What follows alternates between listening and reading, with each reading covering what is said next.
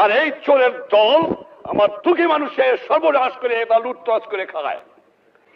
মনে রেখো, মুখে হাসি বুকে বল তেজে ভরা মন, মানুষ হইতে হবে মানুষ। যখন মাঝে মাঝে আমরা অমানুষ হয়ে যাই। এত রক্ত দেওয়ার পরে যে স্বাধীনতা এনেছি, পরিবর্তন অনেকের হয় নাই।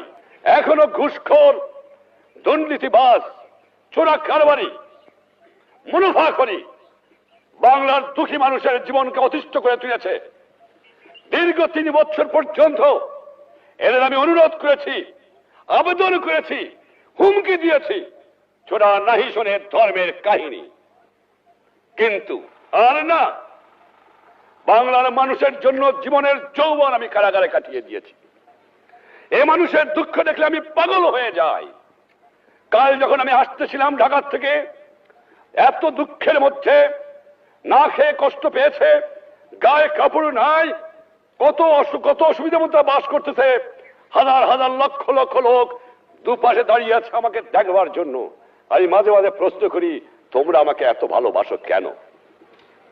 কিন্তু সেই দুঃখী মানুষ দিন ভরে পরিশ্রম করে, তাদের গায়ে কাপড় নাই, যাদের পেটে খাবার নাই, তাদের বাসস্থানে বন্দোবস্ত নাই, লক্ষ লক্ষ বেকার, পাকিস্তানিরা সর্বস্ব লুট করে নিয়ে গেছে, কাগজ ছাড়া আমার কাছে জন্য কিছু রেখে যায় নাই, বিদেশ থেকে ভিক্ষা করে আমাকে আনতে হয়।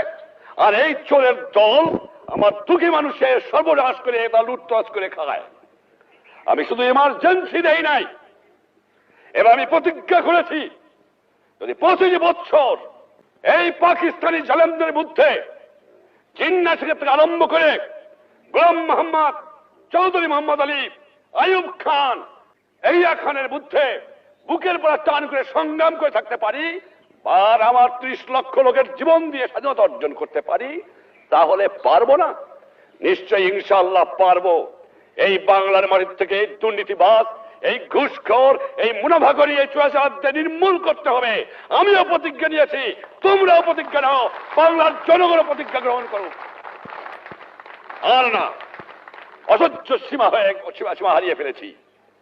এই জন্য জীবনের যৌবন নষ্ট করি নাই, এই জন্য শহীদরা রক্ত দিয়ে যায় নাই যে কয়েকটা চোরাকারবারি, মুনাফাখোর, ঘুষখোর দেশের সম্পদ বাইরে করে দিয়ে আসে, জিনিসের দাম গুদাম করে মানুষকে না খাওয়া মারে। উৎখাত করতে হবে বাংলার বুকের থেকে এদের। দেখি কতদূর তারা টিকতে পারে। চোরের শক্তি বেশি না ইমানদারের বক্তব্য, সেইটাই যখন প্রমাণ হয়ে যাবে। অন্যায়ের বুক কাছে কোনদিন মাথা নত করি নাই। বারবার পাকিস্তানি আমাকে ফাঁসি দিতে চেয়েছে, বারবার বুক টান করে আমি দাঁড়িয়ে রয়েছি, কারণ আল্লাহ আমার সহায় ছিল, বাংলার জনগণের আমার দোয়া ছিল, এখনো সেই দোয়া আছে। ইনশাআল্লাহ তোমাদের সাহায্য, তোমাদের সহানুভূতি, তোমাদের কাজ, দেশের জনগণের ভালোবাসা আর ইমানদার মানুষের সহযোগিতায় এই দুষ্কৃতিকারীদের নির্মূল করতে হবে।